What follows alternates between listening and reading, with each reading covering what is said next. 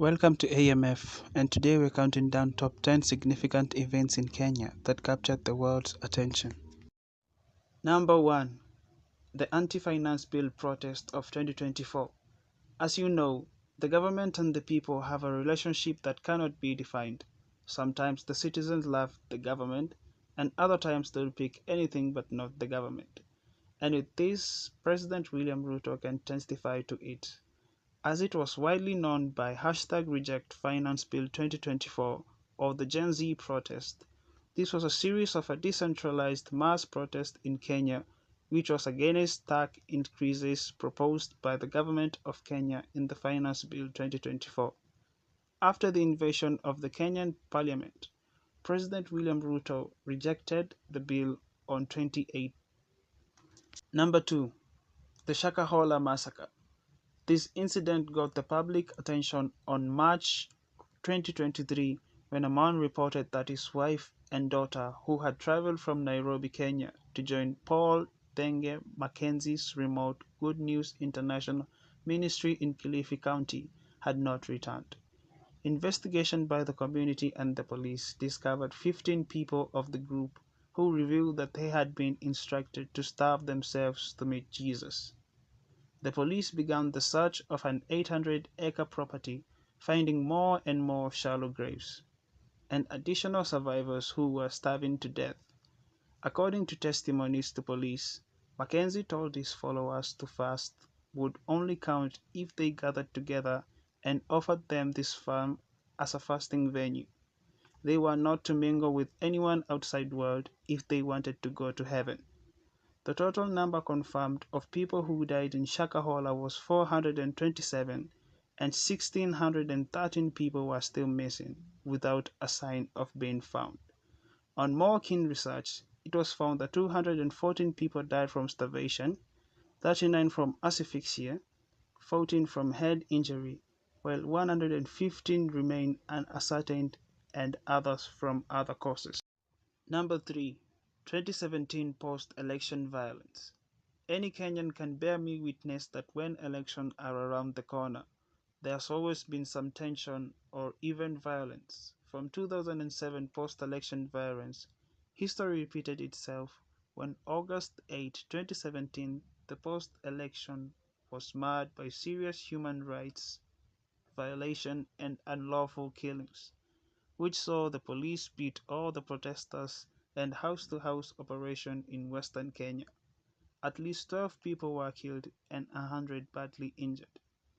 The cause of this violence was alleged rigging of the election result on forced for a rerun presidential election, and on October 26, 2017, in which Uhuru Kenyatta assumed the office for his second term.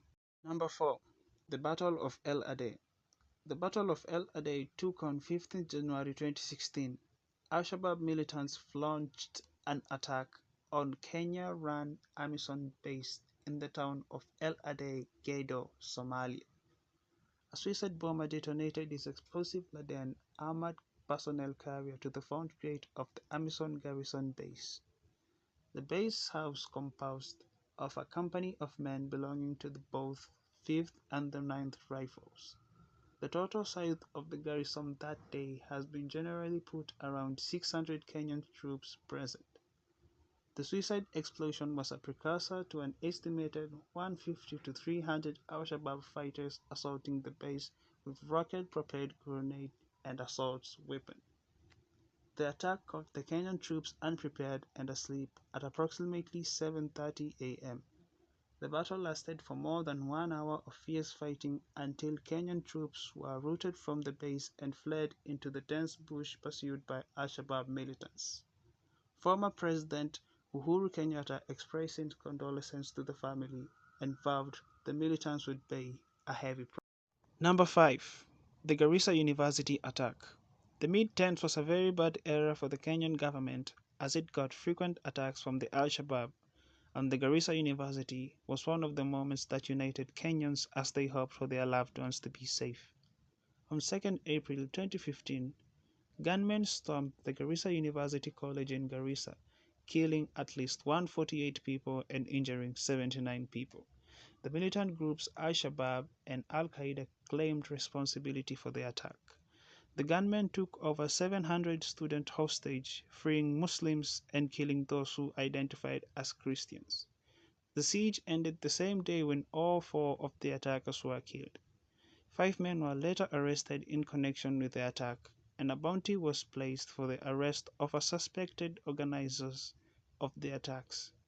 The attack was the deadliest in Kenya since the 1998 embassy bombing and the second deadliest overall.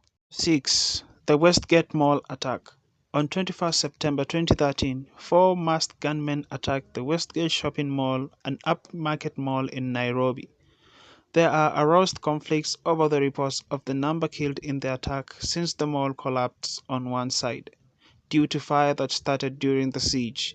The attack resulted in 71 total deaths, including 62 civilians, 5 Kenyan soldiers, and all 4 gunmen. An approximate 200 people were wounded in the massacre. The militant Islamist group Al-Shabaab claimed responsibility for the incidents, which it characterized as retribution for the Kenyan military deployment in the group's home country of Somalia. Following Operation Linda Inchi from 2011 to 2012, Kenyan authorities arrested dozens of people in the aftermath of the attack, but didn't announce any suspect responsible for the siege. On 4 November 2013, a Kenyan court charged 4 Somali nationals with the responsibility of holding gunmen in their homes, for which they pleaded not guilty. The mall was taken hostage for 3 days from 21st September. The mall was declared secured on 24th September. Number 7. The 2007 Postelection Violence. You'll all agree with me that this is the worst time Kenyans have ever faced. After the general elections were completed, the head of the Electoral Commission announced incumbent President Mwai Kibaki as the winner, which he later on confirmed that he didn't know who won, despite announcing the incumbent as president. This angered the opposition leader Raila Odinga, who alleged electoral manipulation. The announcement of Kibaki's swearing in, which was on 30th December 2007 in the evening, angered the opposition even more, and thus announced mass protests on local television and radio stations, mostly in parts of Nairobi, Mombasa, Eldoret, Kisumu, and Nakuru. Hundreds of violent protesters were shot in front of TV news cameras, causing more violence.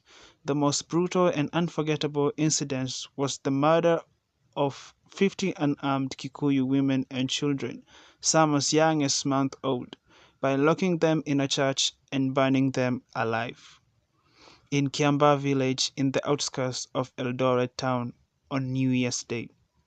Former UN Secretary General Kofi Annan arrived in the country about a month after the election and successfully brought the two together through the negotiation on February 28, 2008. Kibaki and Raila Odinga signed a power-sharing agreement called National Accord and Reconciliation Act of 2008, which saw the establishment of office of the Prime Minister, and Raila Odinga became the Prime Minister. Number 8. The 1998 United States Embassy bombings. On August 7, 1990, at 10:30 local time, suicide bombers in trucks loaded with explosives parked outside the embassies in Dar es Salaam and Nairobi, and simultaneously detonated. A total of 213 people were killed in the Nairobi blast, while 11 were killed in Dar es Salaam. An estimated 4,000 in Nairobi were wounded, and another 85 in Dar es Salaam. Seismological readings analyzed that after the bomb indicated energy of between 3 and 17 short tons of high explosive materials. Many American sources conclude that the bombings were intended as revenge for the U.S. involvement in the extradition and alleged torture of 4 members of Egypt Islamic Jihad who had been arrested in Albania in the 2 months prior to the attack for a series of murders in Egypt. Although the attacks were directed at U.S. facilities, the vast majority of casualties were local citizens of Kenya and Tanzania. President Moi condemned this act, and although many were compensated, there are still majority of people who claim that they were not compensated. Number 9. The death of Robert Uko. On 27th January 1990, Ouko, the then Minister of Foreign Affairs, left Nairobi as a part of a delegation of 83 ministers and officials, among them the then President Daniel Arap Moi. They were to attend a prayer breakfast meeting in Washington, D.C. The delegation returned to Nairobi on 4th February, and on 5th February, Ouko met with President Moi, the Japanese ambassador, the Canadian High Commissioner, the then Permanent Secretary Minister of Foreign Affairs Bethwel Kiplagat, and Permanent Secretary Internal Security Hezekiah Oyugi. Later that day, Ouko traveled to his country residence, a farm in Koru, accompanied by his driver and bodyguard. On the night of 12th and 13th February 1919, Ouko disappeared from his Koru farm near Mohoroni. His housemaid Salina Werendolo testifies that she was awakened by noise of a slammed door, and minutes later saw a car at the minister's driveway before driving off. Ouko's body was found later on the day of 13 February at approximately 1 p.m. by a local houseboy, Joseph Shikuku, also named as Shikulu and Shikuru in both drones reports, at the Gotalila 2.8 kilometers away from Ouko's country home. But although he notified local villagers of this, it was never reported to the police. Ouko's body was eventually discovered on 16 February following a police search. He had a single shot to the head, his right leg broken into two pieces, and his body partially burned. To this day, his case remained a mystery and it was never solved. Number 10. The 1982 attempted coup d'etat. At 3 a.m. on Sunday, the 1st of August 1982, a group of soldiers from Kenya Air Force led by Senior Private Hezekiah Ochuka and Sergeant Pancras Oteyo Okumu took over Isili Air Base just outside Nairobi and Embakasi Air Base. Hours later, they captured the Voice of Kenya radio station in central Nairobi. The order of the day was to overthrow President Daniel Arap Moi from presidency, which they termed corrupt. They held Leonard Mambo Mbotela hostage and ordered him to broadcast in English and Swahili that the military has overthrown the government.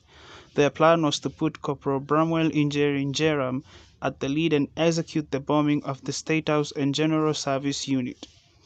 How the coup was strategically planned to coincide with the war games taking place in Lodwar, where most of the army units and senior leadership were away from Nairobi, but their plans failed miserably. In response to the coup, Major General Mohammed assembled 30 officers from 1st Kenya Rifles Battalion and Kahawa Barracks.